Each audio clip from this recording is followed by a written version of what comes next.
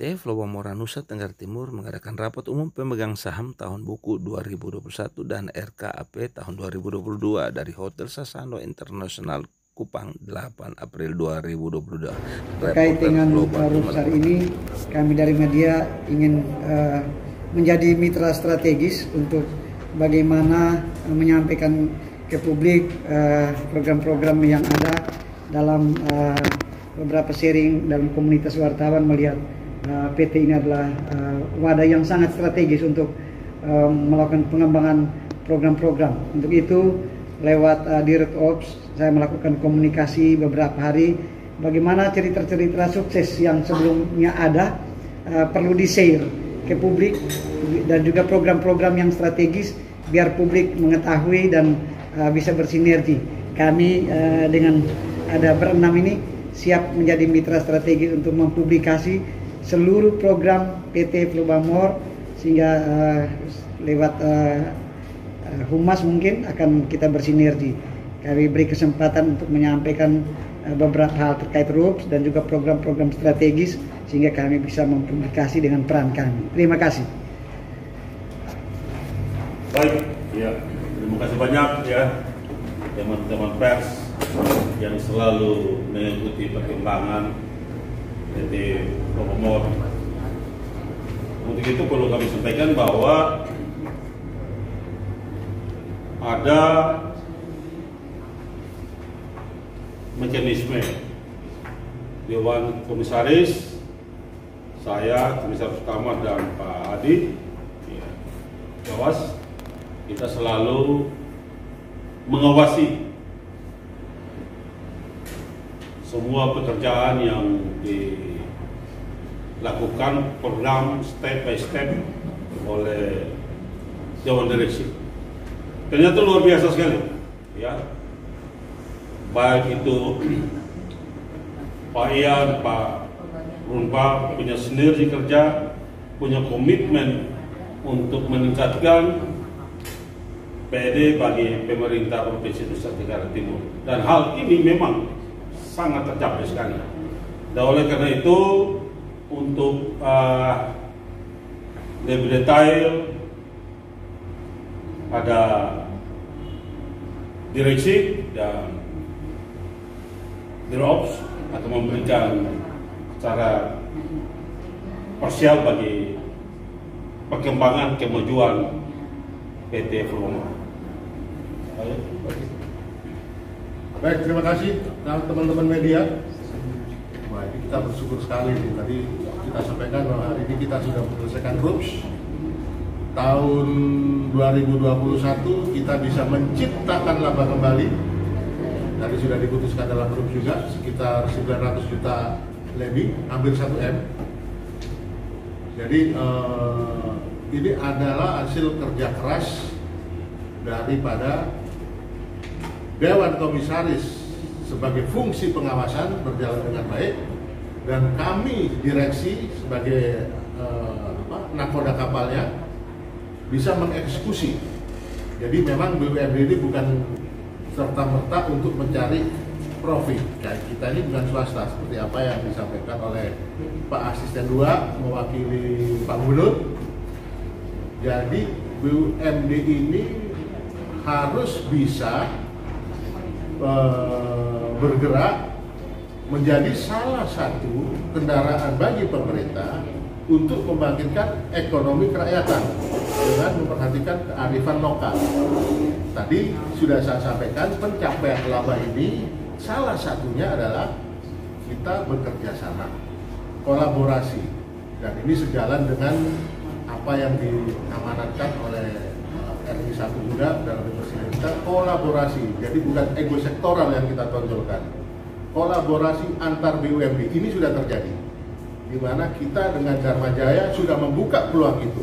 Nah, sekarang bagaimana ini industri peternakan sapi ini bisa hidup? Nah, kita sebagai perusahaan daerah harus bisa bersinergi dengan masyarakat setempat, kan gitu. Kita punya market, kita melakukan pendampingan, bekerja sama dengan dinas peternakan, misalnya salah satu contohnya melakukan pendampingan bagaimana melakukan peternakan sapi menuju peternakan modern.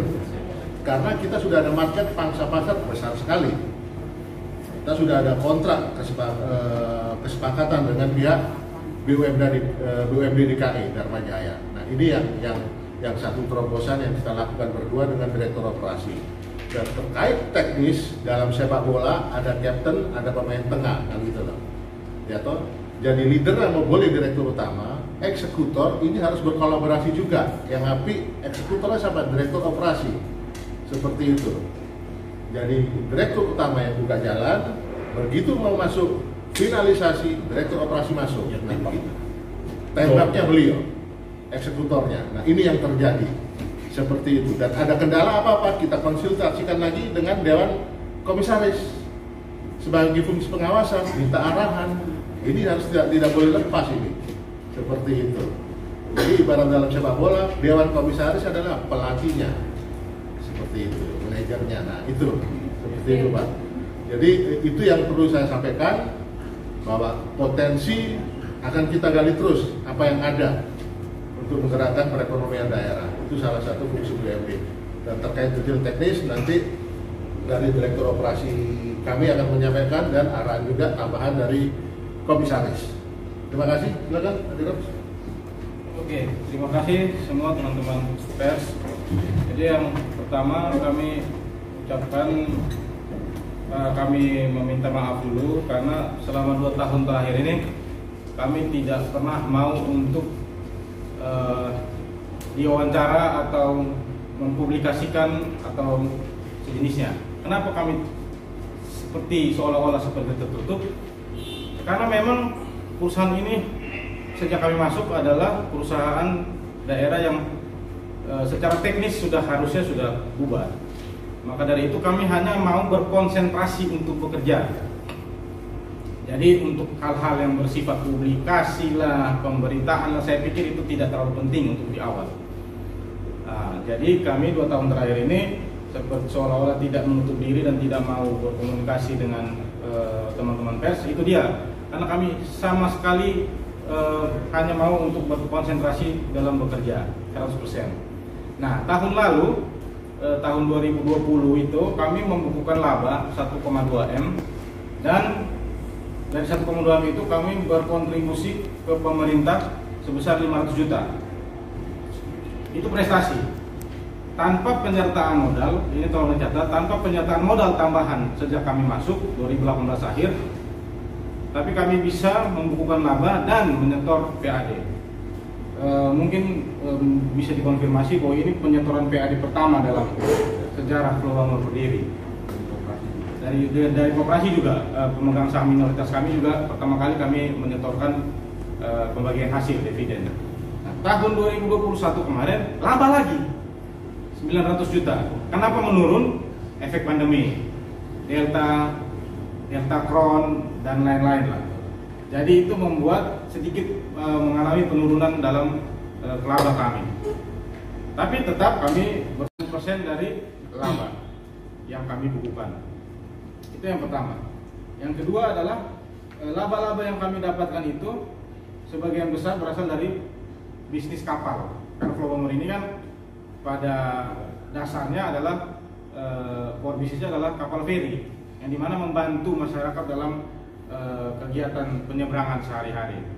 Lalu yang kedua ada peternakan sapi, perdagangan sapi, yang dimana tahun ini, bulan depan ini kami sudah bisa mengirim 1 kontainer daging beku untuk kebutuhan di Jakarta untuk tahap awal.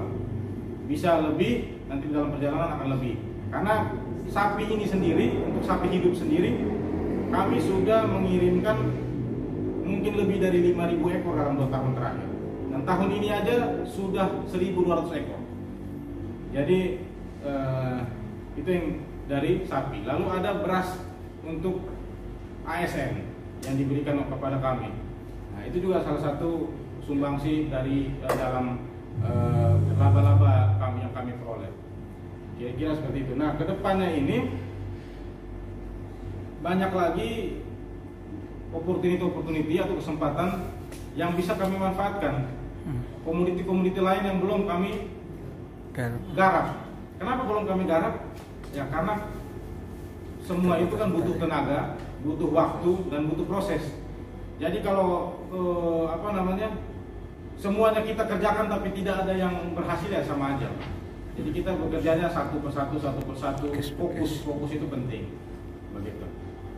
Jadi kesimpulannya adalah sekarang kami ingin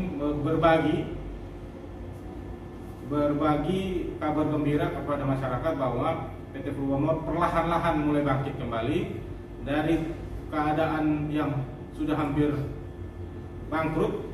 Kami pelan-pelan kembali mengembalikan kesehatan keuangannya, menghasilkan laba dan menghasilkan PAD dengan catatan penting tanpa tambahan penyertaan modal.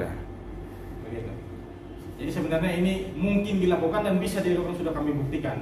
Ini cuma masalah manajerial saja sebenarnya. Begitu. Kira-kira itu cukup dari saya. Mungkin ada penutup dari Pak Komisaris Pak Hadi Jawas. Sebelumnya terima kasih para awak media. Saya cuma mau berterima kasih kepada seluruh karyawan Flubamor, terutama Dewan Direksi, karena begitu bekerja kerasnya mereka dalam 2 tahun terakhir ini, sehingga kita bisa tahun kemarin menyetorkan 500 dan tahun ini akan 20% dari keuntungan minimal. Nah, jadi ini apresiasi yang begitu besar buat mereka. Saya dengan Pak Sam sebagai komut, sebenarnya kalau orang lihat mereka cuma duduk-duduk, tidak. Kami tiap hari berdiskusi. Jadi kalau tanya operasional, saya dengan Pak Sam seperti tahunya sama seperti direksi. Jadi kita tahu apa yang mereka kerjakan, apa yang mereka hasilkan, apa yang mereka buang, kita tahu semua. Intinya di situ, ya. Penyertaan modal ada, tapi di masa lalu. Dan kita begitu saya masuk, kebetulan saya dengan Pak Ian yang dari awal dari PLT kita masuk, saya bilang Pak Ian, Rp5 saja kalau kita bisa store prestasi. Ya. Tapi di luaran begitu saya bilang saya store 500, orang ketawa, kok 500 ya toh? Tapi mereka nggak hitung dari infinity, ini infinity. Tidak ada nilai, kita bikin nilai 500, jadi hitungnya nggak bisa Pak. Nggak bisa dihitung di sini. Nah ini tolong Pak awak media buang ini supaya orang tahu. Jadi mereka bilang, mereka jangan bandingkan kita dengan Bank NTT. Bank NTT sudah segitu besar. Tapi kita dari nol store 500 itu sesuatu. Gitu. Tolong kalau perlu dikasih bold besar-besar. 0 sampai 500 sesuatu. Nah itu. Kira-kira begitu dari saya. Nah, tolong bantu kita dengan berita yang ya mau ganggu sedikit boleh lah. Cuman tolong bantu kita dengan positif supaya kita jalan enak. Kita lagi siap untuk go running. Gitu. Jadi nanti kita akan berkolaborasi dengan dinas terkait dengan BUMD seluruh Indonesia kalau bisa. Tapi satu, kita tidak akan minta penyertaan modal. Gitu. Terima kasih. Satu lagi mungkin sebelum teman-teman Bapak Dir terkait dengan konsentrasi pemerintah di bidang pariwisata. Kami mendengar bahwa ada pemberitaan ada kapal pesiar yang di NTT. Saya melihat ini sebuah wilayah garapan yang Flubamor bisa terlibat. Apa pertanyaan itu apakah Flubamor sudah berada di dalam bagian untuk menggarap wilayah itu? Terus yang kedua, kalau memang itu kita usul itu tenaga kerja itu kalau boleh anak-anak NTT. Baik, terima kasih. Itu sudah dalam proses ya, jadi kita hanya menunggu penugasan saja. Tapi tentu saja tenaga kerja harus nomor satu prioritas negara NTT itu karena kita ingin membangun anak-anak bangsa khususnya wilayah kita sendiri. Fungsi BUMD di situ, yang gitu. Itu harus. Tapi memang itu baru dalam proses ya ke arah situ. Nah, kita ikutin aja. Itu tambahan dari saya. Kakak, ada lagi? Pas ya? Ada sudah. Oke. Terima kasih banyak. Ya. Harus NTT bos, nomor satu. Siap. Oke.